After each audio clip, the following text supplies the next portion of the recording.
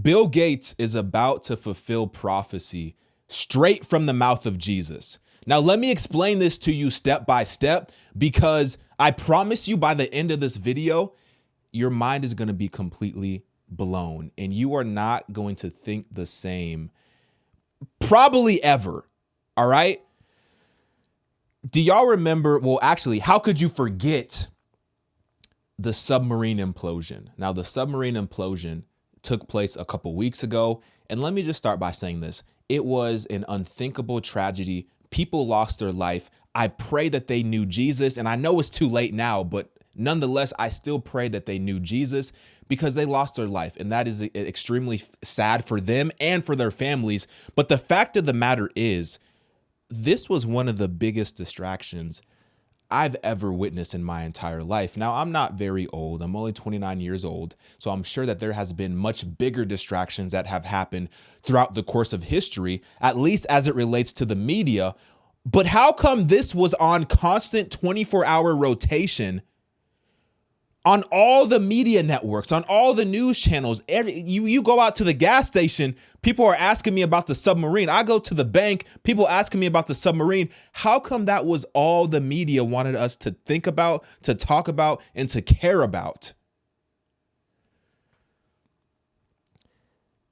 I bet you missed this. I bet you missed this. This story came out the same time that the submarine implosion was taking over every mainstream news network. This story came out on June 21st, so just a couple weeks ago, and I'm sure you probably did not even see it, because that's what they wanted. They didn't want y'all to notice this. This headline is absolutely insane. Let me read it to you. It says the U.S. approves chicken made from cultivated cells, the nation's first lab-grown meat. You might not think too much of that, aside from the fact that that sounds absolutely disgusting. The U.S. approves chicken from cultivated cells grown. So basically, the U.S. is approving synthetically grown meat that is being grown in a lab in order for us to eat. You know what's very, very, very, very interesting, though? This small snippet says something that I want you to be aware of. It says the Agricultural Department gave the green light to Upside Foods and Good Meat. So these are the first in the U.S. to sell meat that doesn't come from slaughtered animals. These two companies, Upside Foods and Good Meats, these are the first companies to receive approval to sell synthetic meat. You know what's very interesting? If you do a Google search for the company Good Meat, the parent company is a company called Eat Just. Now, Eat Just is this company that you see right here on your screen. You've probably seen it. Mainly if you go to like Sprouts, or if you go to like these bougie like grocery stores. Actually, I think it's in like Albertsons and like Ralph's. I live in California, so it might be different grocery stores where you live, but there's a very good likelihood that this is in your local supermarket. And this is like a fake egg alternative. And it comes in like this really weird, like yellow looking like carton substance. And I tried it and it was absolutely disgusting. There might be some of y'all who might like it. It is what it is. That's on you. But I thought that this was absolutely disgusting. But you want to know what's very interesting about this company? This article from CNBC, let me make this bigger here so you can see this, because I'm going to tie this all together like a puzzle. I'm going to tie this all together like a puzzle. This article says that Just Egg, or the company Just, they raised more than $800 million in funding from investors, including Bill Gates, among other billionaires. But Bill Gates is the first investor listed. So Bill Gates's company has received the first green light to be able to sell this synthetic meat. But hold on, there's two companies, right? What about Upside Foods? Upside Foods is this company right here. Now, this is the company that takes the cell of a chicken, they put it into what looks like this very large, like brewery type of thing. You know, the thing that they make beer in, like those large, like stainless steel containers that they brew beer in. It's like the same thing. They take these cells from a chicken, they put it into these large stainless steel containers, and then over time, and like literally we're talking like a couple weeks, the container fills up with this synthetic meat.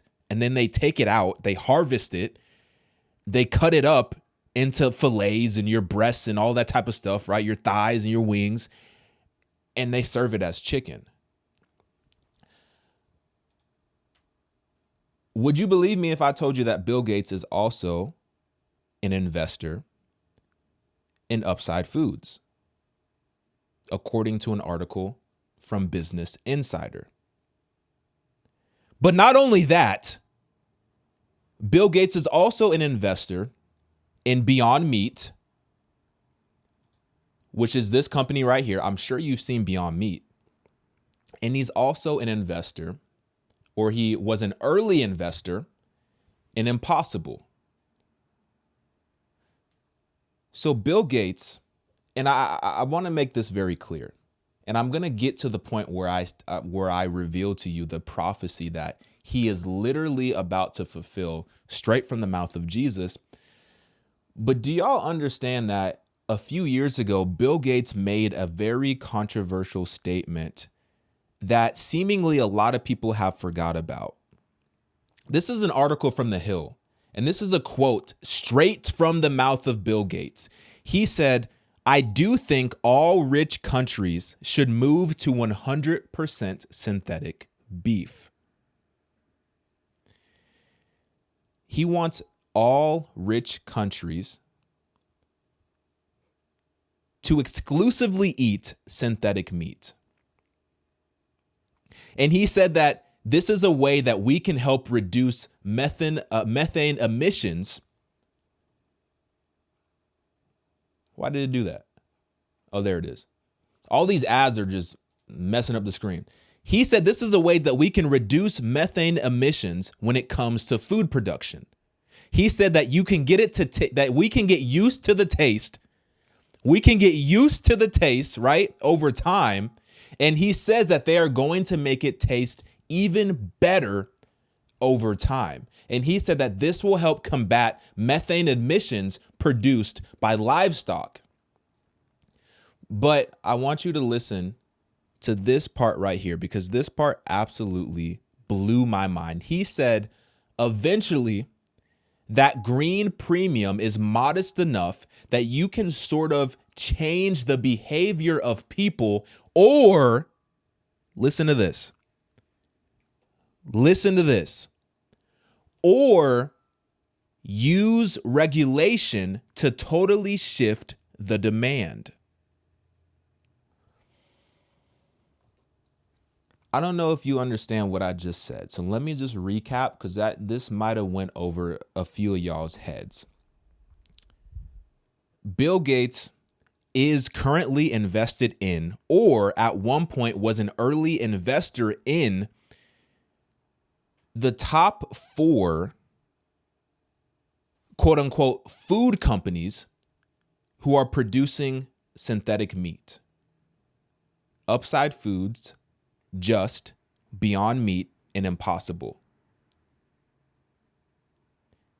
Bill Gates said that he believes that countries such as America should be eating 100% synthetic meat because it's better for the environment and it's better for the earth and all that type of stuff, right?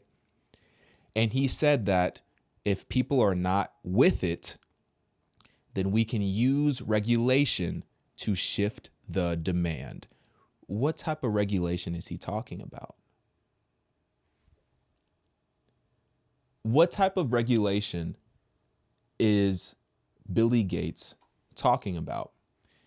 Now, I want to show you a video real quick because I don't know if y'all really understand what is happening.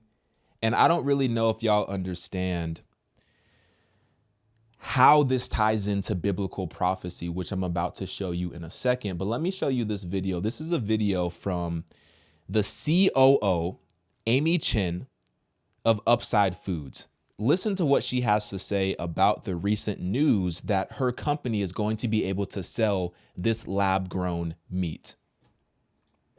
Great. Thanks, Sean. It's good to be with you today. We call it cultivated chicken. So it's essentially the meat that you've always known, but made in a new way. So it's literally grown from animal cells. So we start with a sample of cells, we feed them nutrients, vitamins, et cetera, in what we call a cultivator. And after anywhere from 1 to 3 weeks, they produce meat that we can then harvest and formulate into any delicious product that you love. Where do the animal cells come from? So the animal cells can come from a variety of places. They come from the animal species, so a chicken. In our case, we started with a fertilized egg. What about cost? Because that has been a huge issue when it comes to lab-grown meat, how costly it is to produce it. Do y'all see this? That's where they growing the meat in. Those huge stainless steel containers or whatever material it is, so she said they start with a cell from, I think she said a fertilized egg, and they put that cell into this large container right here. They wait a couple weeks, and then the container is full of this synthetic raw chicken. I just want to make sure that y'all understand what's going on here. All right, let's continue. What does that look like? How does it stack up against what I guess most people call traditional meat? Like any new innovation, whether it's electric vehicles or cell phones or anything in that era or in that genre, it will start at a price premium. So we will be launching in select restaurants with limited partners. And over time, we will be continuing to work on both scale and cost. So expect to pay a premium at the outset. But what does that mean in terms of a premium if you compare it to sort of a standard chicken dish? I realize these are going to be in restaurants, premium restaurants, but what kind of price tag are we talking about? So at a restaurant, think about an organic or a free range chicken. We'll be in the range of what you'd expect to pay for an entree at the restaurants where we launch. Amy, how much of this can you make? I believe right now you're able to make small volumes of this, but scaling it to make larger volumes. What does the timeline look like for that and the cost of that? It's a great question. So right now we're operating out of EPIC, which is our engineering, production, and innovation center. Out of that facility, we can produce anywhere from 50,000. Look, just so y'all know, I ain't capping. And I'm not saying I know everything. I don't, not at all. I hardly know much of anything, actually. But this is from Yahoo Finance. Upside Foods, big name investors. Bill Gates, #1, Richard Branson, and Kimball Musk, which I don't know. Who is Kimball Musk? Is that Elon's brother? I don't know who Kimball Musk is. Kimbo Slice, I don't know who that is. But like I said, Bill Gates. But he's also involved in the other company that got approval, Good Foods, I believe, and then Beyond Meat, and then Impossible.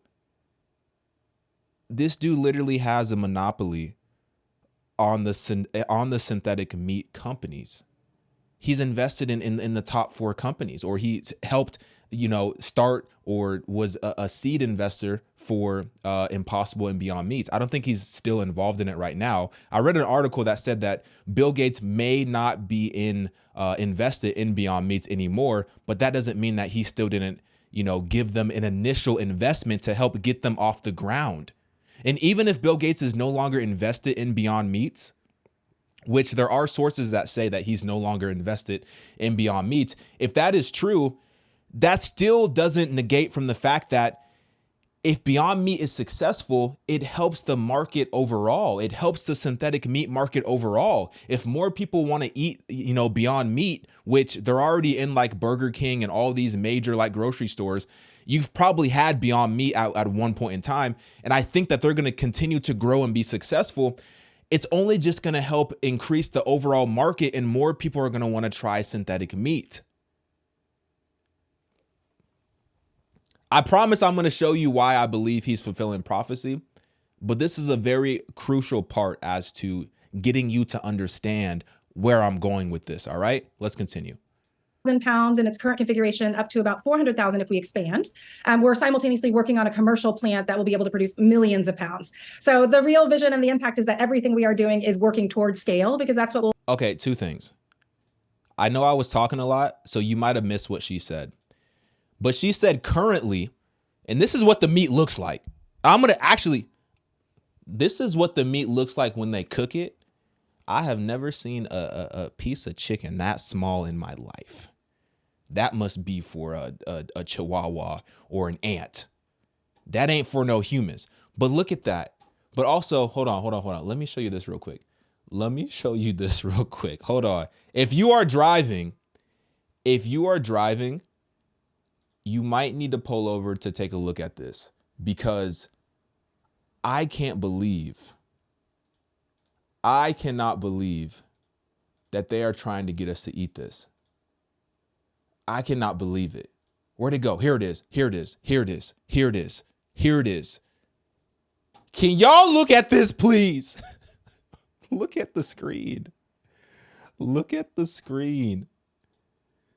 Do y'all see that meat? Do y'all see that? Hold on. Let me go back. It does this weird thing when it's zoomed in like that. Do y'all see what this looks like? Are y'all looking at this meat? Something don't look right. Something don't look right with that. Something ain't looking right. But that's what they want us to eat. That's what they just cleared. I don't know what that is. But did you catch what she said? She said that right now, the cost of the meat is super expensive because they can only make so much, because their facility limits the amount that they can actually produce, right? But very, very soon, once they hit full capacity, they're going to be able to produce millions of pounds of this synthetic meat every single month. Millions of pounds every single month. Have y'all seen Good Burger before? Do y'all remember Good Burger? Do y'all remember Good Burger? Do y'all remember the movie Good Burger? Do y'all remember this?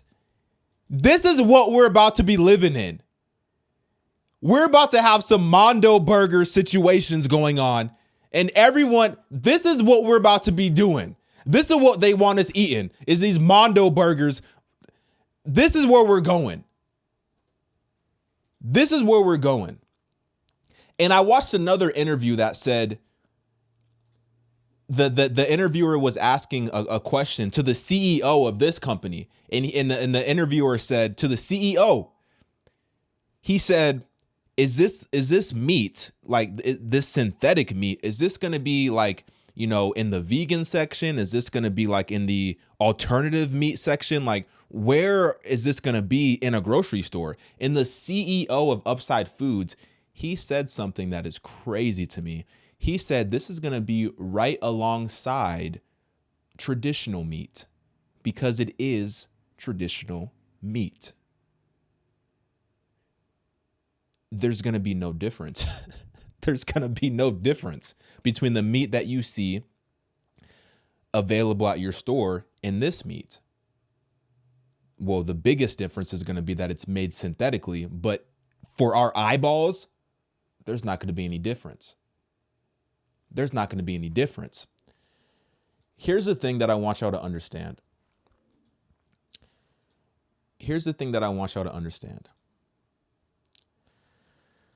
Not only is Bill Gates invested in all of these synthetic meat companies, the top four, in my opinion, really controlling the market, in my opinion, not only did he say that he wants rich countries to only exclusively be eating 100% synthetic meat,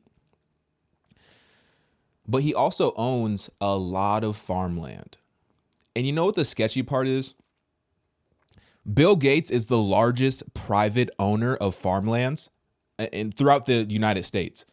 But if you try to Google it, if you try to look it up, all of these media, websites and media outlets, they all downplay it so much. They downplay it so much. They act like it's not a big deal. They act like it's just regular stuff. That's what they act like.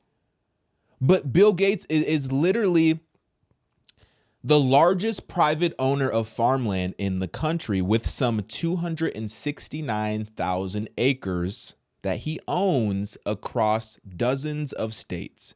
And let me just remind you, the whole purpose behind him wanting us to eat this fake meat is to save the environment, is to save the earth, because a lot of people believe that traditional ways of farming, slaughtering cows and pigs and turkeys and stuff like that, they believe that that's extremely harmful for the environment and extremely harmful to the earth, right? So they want us to eat this synthetic meat that we know nothing about, that is potentially going to be harmful to us. It's crazy. Everyone cares about, the earth and global warming and all this type of stuff. But how come y'all don't care about people? How come y'all don't care about saving the people who are living on the earth? Y'all just care about saving the earth. What about the people? Because the earth is passing away. The earth is dying. What about the people? But anyway, he owns all of this farmland, right? And you know what's so interesting to me? What's so crazy to me? And I'm going to show you this Bible verse right after I show you this statistic. And the Bible verse, this Bible verse I'm going to show you, it's going to make everything make sense, all right? This statistic, and this is from a government website, and it says that the number of U.S. farms are continuing a slow decline. So the number of farms, it says in the most recent survey, there were 2 million U.S. farms in 2022, down from 2.2 million in 2007. Similarly, the acres of land and farms continue its downward trend, with 893 million acres in 2022, down from 915 million acres 10 years earlier. So that's super, super interesting. So farmland is decreasing. So when you think about it, and let me try to be fair here for a second, and this is probably the most ignorant video that I've ever made in my life, but that's never stopped me in the past. So let's just keep going. Think about it for a second. If farmland is declining year after year, it actually would be a smart investment. So from the standpoint of Bill Gates is the number one private owner of American farmland.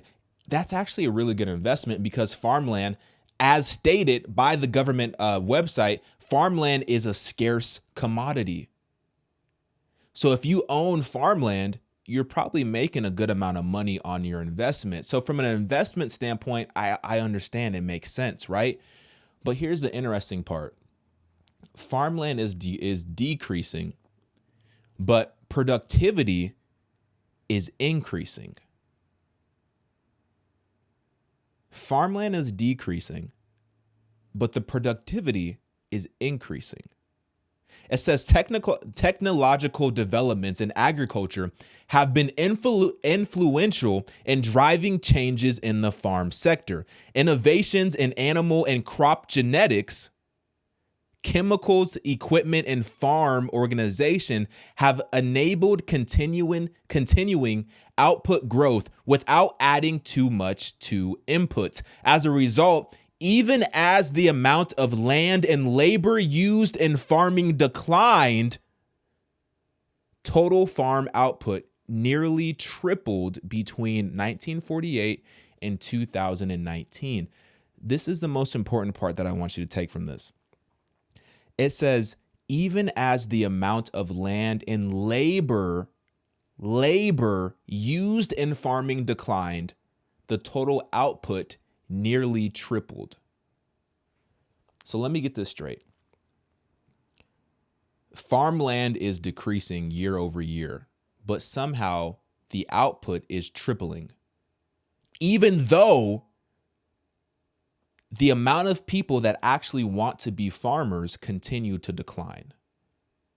And they will continue to decline year after year, because Just think about it. You think young people want to be farmers? I've never met somebody, a young person under the age of 40, that told me personally that they were a farmer or had aspirations of being a farmer. I've read articles about farmers. I've watched videos about farmers, but I've never personally met somebody who wanted to be a farmer. And I think that young people growing up under the age of 30 have very little desire to actually acquire the skill set to be a farmer. And I'm not talking, because I know people who farm on a small scale, but I'm talking about the ability to be a farmer on a large, massive scale in order to feed a large population of people and keep us healthy with good whole foods. That's what I'm talking about. Young people don't want to be farmers. They don't want to be farmers. And what we just read is that technology is already replacing all of the farmers, right? So what happens, and this is completely hypothetical. This is completely hypothetical, and this is going to set up the prophecy that I believe Bill Gates is potentially on his way to fulfill, if not already fulfilling it. This is going to lead up to that. But what happens when we don't have any more farmers, or we have a very small amount of people that actually know how to use their hands, that actually know how to operate machinery, that actually know how to work the land and produce bountiful crops of food? What happens when those people suddenly don't exist anymore because nobody wants to be farmers? And what happens when technology completely replaces farmers 100%? And now all of the food that is being produced is exclusively being produced by machines, by technology, by artificial intelligence, by AI. What happens then? What happens when Bill Gates, who is already the largest owner of private farmland in the United States, and Bill Gates, by the way, Bill Gates, this dude's a billionaire. How old? Warren Buffett is also a billionaire, right? Warren Buffett is like 90 something, right? Bill Gates is probably going to live for, I don't know, maybe another 20 years, maybe another 25 years. I don't know what technology these billionaires have access to. He might live another 20, 25 years.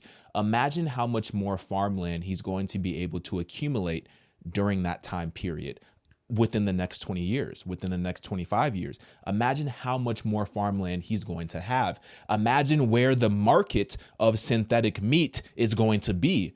The market of synthetic meat is very minuscule right now, but in 20 years, it might be a lot more larger. It might be a lot more feasible. It might be a lot more profitable. What happens when we get to a place where 85% of our produce, meaning, 85% of our meat, poultry, fish, chicken, steak, pork, beef, all that, including fruits and vegetables, what happens when 85% of those food categories are now suddenly synthetically made in a lab? And only 15% are actually derived from actual cows and chickens who once, walked on this earth and were slaughtered and were fed to us. What happens then? What happens when we realize that this synthetic meat is not healthy for us? But now we have all of this equipment, we have all of this technology that is suddenly perfectly fine-tuned to produce this synthetic meat like clockwork. What happens when Bill Gates says, hey, you know what? Let's add some regulations so that people can no longer consume real meat, but are limited in their consumption of real meat in order to get them to eat more synthetic meat. What happens then? And I think he's capable of at least presenting that to the government. I mean, look what dude did already. He convinced the government to get in bed with these companies to give us the you know what, because it was seemingly healthy for us, right? This is very similar. He's saying that it's going to be a lot healthier for us to consume this synthetic meat because it's going to be better for the environment. So what happens when the government uses a central bank digital currency in order to monitor our spending? And did y'all see this? I don't know if y'all saw this or not. But FedNow is launching this month. And I talked about this. Wow, that's a very big ad. Let me try to find a more aesthetically pleasing article. FedNow, the Federal Reserve reveals 57 companies cleared to use FedNow. So FedNow is a government payment platform, very similar to like Zelle or PayPal or Cash App, all of these payment platforms. The only difference is this payment platform is specifically ran by the Federal Reserve. And it just became cleared this month. And it's launching right now. Now, this is inevitably, it's so clear. It is so clear to me that this is going to usher in a central bank digital currency. Now, what is a central bank digital currency? And yes, all of this still has to do with the prophecy that I'm going to talk about in a moment. What is a central bank digital currency? A central bank digital currency is essentially, let me try to make this very like in lamest terms. It's like Bitcoin that's controlled by the government. And if you know anything about Bitcoin, then you know what makes Bitcoin so great is the fact that it's completely decentralized, which means that we own it and the government doesn't have their hands in it and they don't have access to it and they can't track it. They can't see what we're spending money on. They can't see what we're investing in. They can't see anything in regards to what we do with our Bitcoin.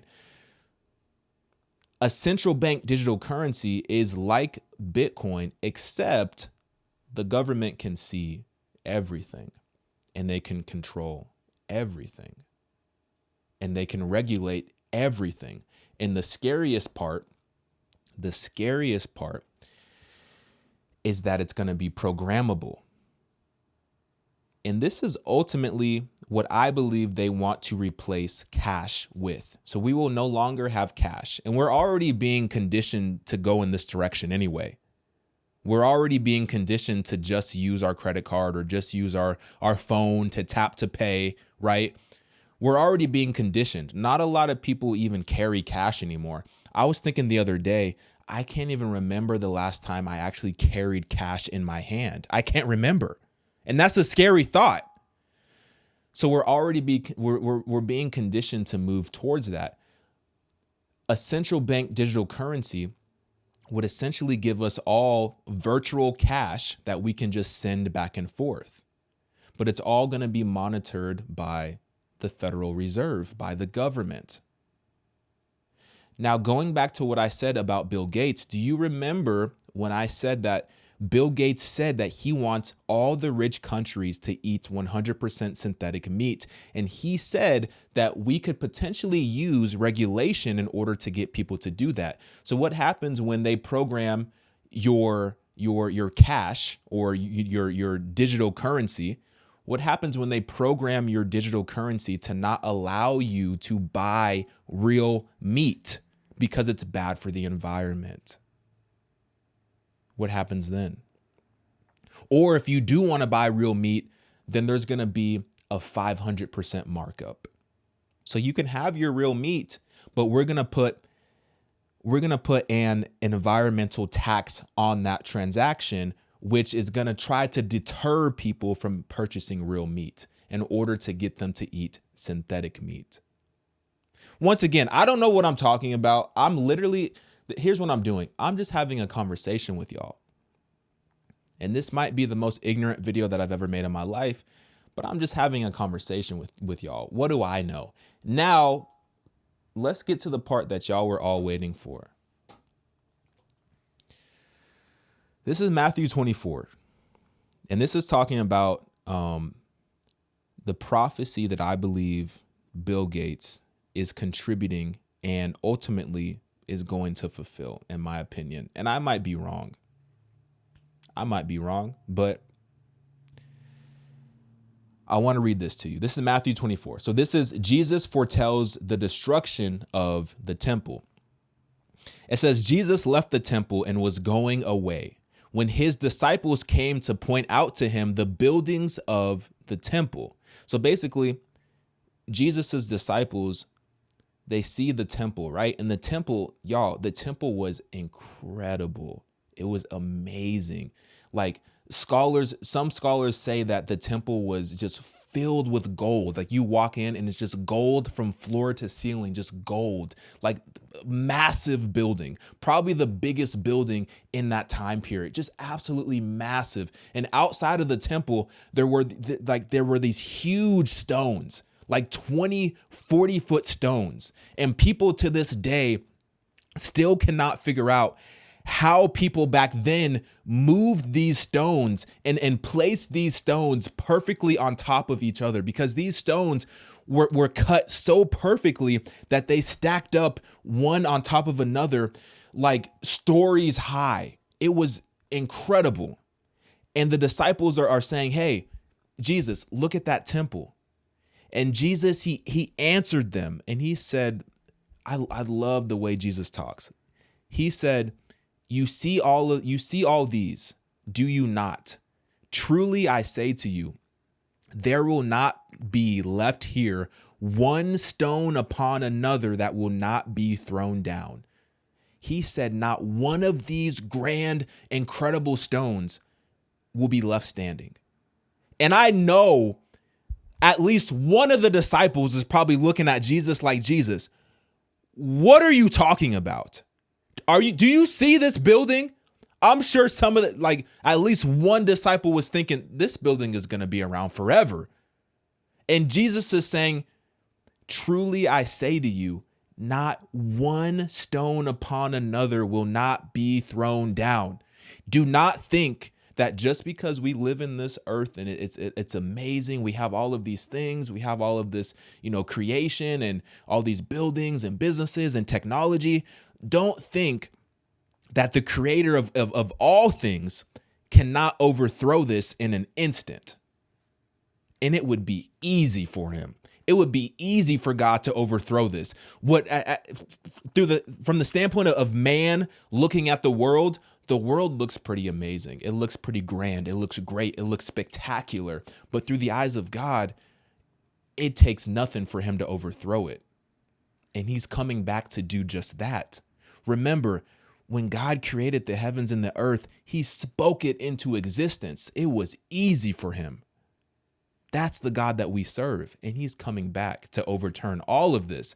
Now, this is the part right here that outlines the prophecy that I was talking about from the very beginning of the video.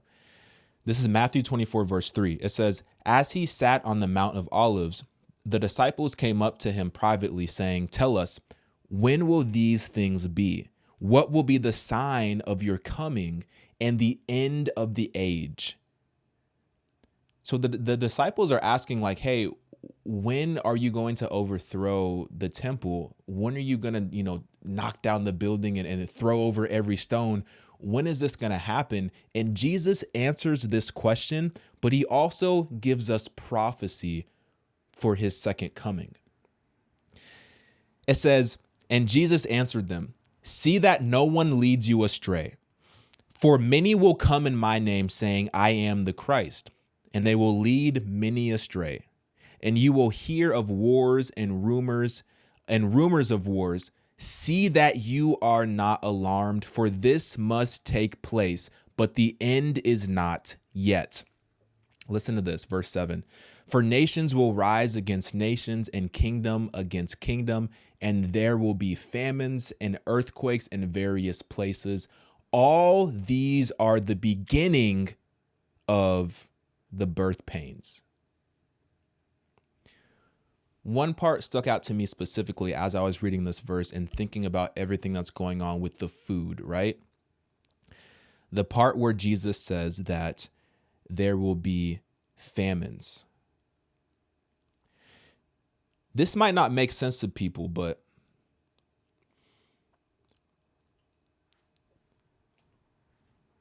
imagine this. We're living in a world, like I outlined, a world that is completely dependent on technology. And I just read you the article from the government website, which said that technology is replacing farmers, right? Imagine we live in a world that is completely dependent on technology to produce our food. And yes, you might say, Nick, well, we have all of this. We have more food now because we have all this, synthetic meat. We have more food to eat. Isn't that a good thing? Well, is it food? Is it actually food? Is it actually what God intended us to eat? Is it actually what God intended for us to put into our bodies, to put into our temples? Is it food? And the second thing I'll say is, if we are completely dependent on technology to produce our food, can technology fail? Has technology ever failed in the past? And also, can this technology be vulnerable to attack? Because let me just be honest with you. If I was, and this is completely hypothetical because I know nothing about war or anything like that, but as the verse says, nation will rise against nation and kingdom against kingdom. If I was in a different country and I was running a different country and I was about to go to war with a different country, the number one thing that I would be thinking first is, how can I shut off their water supply? How can I shut off their food supply? How can I shut off the power grid? How can I make sure that their internet is down? How can I take all of those things out first before I plan my invasion, before I plan my actual on the ground attack? How can I do those things? And if we are completely dependent on technology to produce our food, what happens when another nation comes in and attacks the infrastructure that we use, the technological infrastructure that we use in order to produce food? And now we don't have any food because the technology is now compromised. And now we don't have people who have the skill set to actually harvest food with their own two hands because we've been dependent on technology to do that for us for so long that now we don't have actual farmers with the skills to actually produce food for us.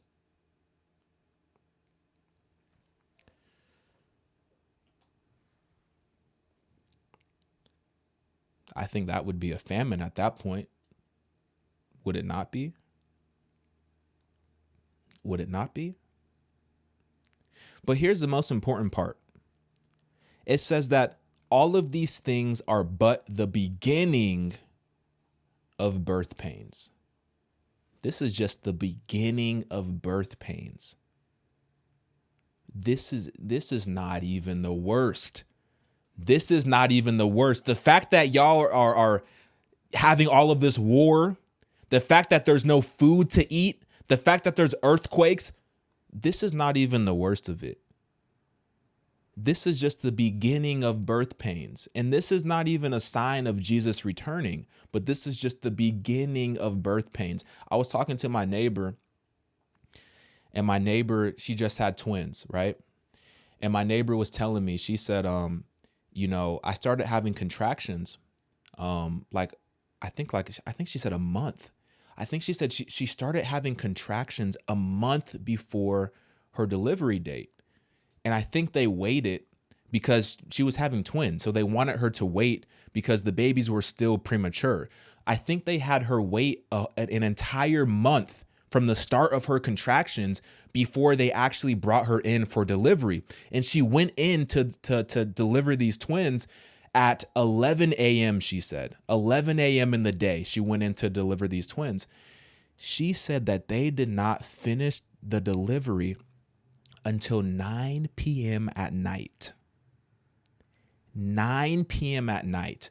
From 11, 12, 1, 2, 3, 4, 5, 6, 7, 8, 9. What's that, like 10, 11 hours? It took them 10 or 11 hours from the time that she got there to deliver these babies. But remember, she was already having contractions, like labor type contractions, a month before she even came in. These are just the beginning of birth pains. These are just the beginning. This ain't even the worst of it. And Jesus is saying, this doesn't even mean that I'm coming back yet, but be prepared. And here's the thing, Jesus tells us that he's coming back, right? We all know as believers that Jesus is coming back, right? There's no debate. He's coming back. He told us that he's coming back. He's faithful to his promise. Think about this. I don't know how many of y'all it's summertime right now, right? I remember back when I was a kid, my parents would be working and me and my sister would be home alone, right? And my parents, the expectation was that while my parents were away at work, is that, we could have fun because it was summer, but we still had chores that we had to do. We still had to do the dishes. I still had to take the trash out. We still had to clean our room. We still had to make sure, that the house was in good standing before our parents came home. And our parents told us they were coming home. We know our parents are coming home. So if I'm sitting all day eating Cheetos, right? And hot Cheeto fries and eating, gummy worms and playing video games all day, not doing what I'm supposed to do, not cleaning my room, not doing the dishes, not vacuuming, not taking the trash out, not picking up dog poop. If I'm not doing any of those things and I'm just sitting back, chilling, relaxing, what do you think's going to happen when my parents get home? They going to whoop my butt. They're going to whoop my butt. In the worst way possible, right? In the worst way possible. You guys, it's the same thing with Jesus. Jesus told us he's coming back. We need to stop being so obsessed with the fact that Jesus is coming back, and we need to do our chores. We need to do our chores. We need to make sure that we are ready when he comes back. We need to make sure that our house is in order before he comes back. Stop sitting and stressing and fantasizing and obsessing over the return of Jesus. He's faithful. He's going to come back. Now, what are you going to do in the meantime? What are you going to do in the meantime? You better make sure you're right with God. You better make sure you have your faith in Jesus. You better make sure your family is right with God and that your family has their faith in Jesus. You better make sure that your house is in order and stop obsessing over the fact that Jesus is going to come back. So yes, I do believe that everything that we see happening and everything that I just outlined in this video has a very high likelihood of leading to famine. I could be wrong, but it is what it is. That's my opinion.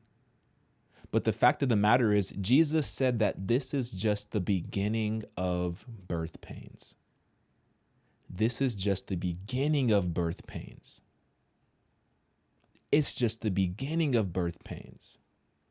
And if you go down a little bit further, he says, so when you see the abomination of desolation spoken by the prophet Daniel standing in the holy place, let those who are in Judea flee to the mountains.